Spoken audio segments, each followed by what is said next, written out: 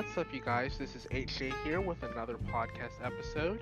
In today's episode, I'm going to be talking about how games, businesses, and industries have changed in the past 10 years with the help of some of your favorite technology. A version of this episode using Spotify's Music and Talk feature will be available as a Spotify exclusive. Let's get started with today's episode.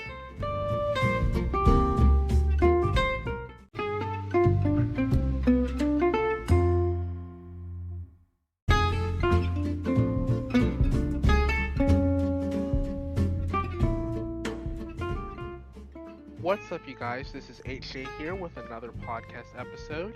In today's episode, I'm going to be talking about how games, businesses, and industries have changed in the past 10 years with the help of some of your favorite technology. A version of this episode using Spotify's Music and Talk feature will be available as a Spotify exclusive. Let's get started with today's episode.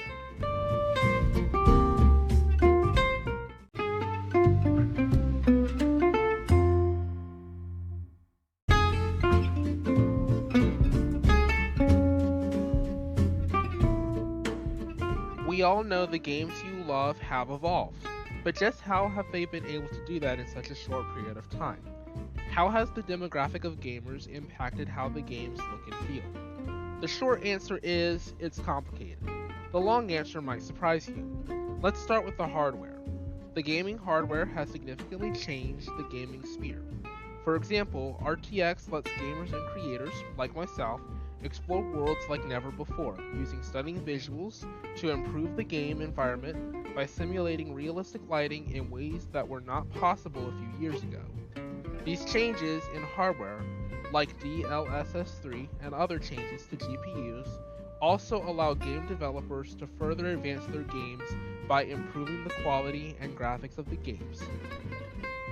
In addition to this, GPUs are the core process of most games, excluding the CPU and RAM, but all three work hand in hand to ensure a smooth gaming experience.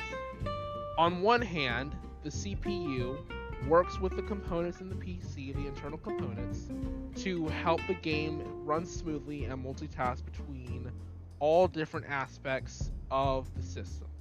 The GPU allows the game to render the 3D graphics needed for the game to run successfully. Meanwhile, the RAM, for example, would actually allow different programs to multitask with the GPU and the CPU at the same time. The way that the gaming demographic has actually changed the way that the games look and feel is the demand of creators and even basic gamers and businesses, and even some industries, to actually be able to enjoy their favorite games or work on their workflow seamlessly and with minimal impact to their system and to their device as a whole, as well as improving the graphical quality of most programs in ways that would actually allow them to be productive and make things work seamlessly without hardly any interference or problems at all.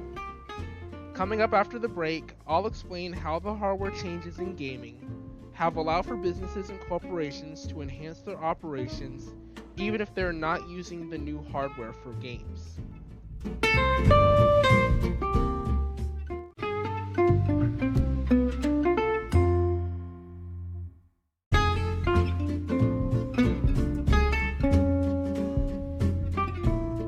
Gaming hardware isn't just for gamers and tech businesses.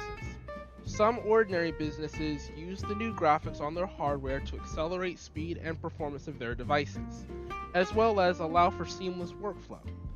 In many cases, businesses who work together in other graphical design areas, such as cartoon editors, simulation development for simulators, and even some designers working on building something, may use the hardware to advance the final production or product.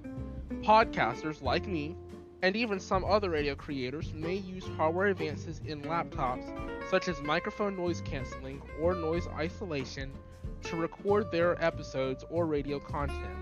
Additionally, for example, I use my laptop's advances in audio and noise reduction to create some of my podcast episodes and songs if need be. For gamers who are also YouTubers and streamers, some use dual channel RAM and higher clock rated CPUs to help improve the quality of their games and streaming, plus the multitasking that is required. For example, the RAM increase would allow them to run games and record at the same time. You may not have thought about it, but the headset or microphones that are used in song recording and radio broadcasts have special technology inside to help them function better, like the quality of voice and recording quality, and the pickup patterns and sensitivity of the microphone. Coming up after this last break, I'll sum it all up for you in a way that makes sense for the audience.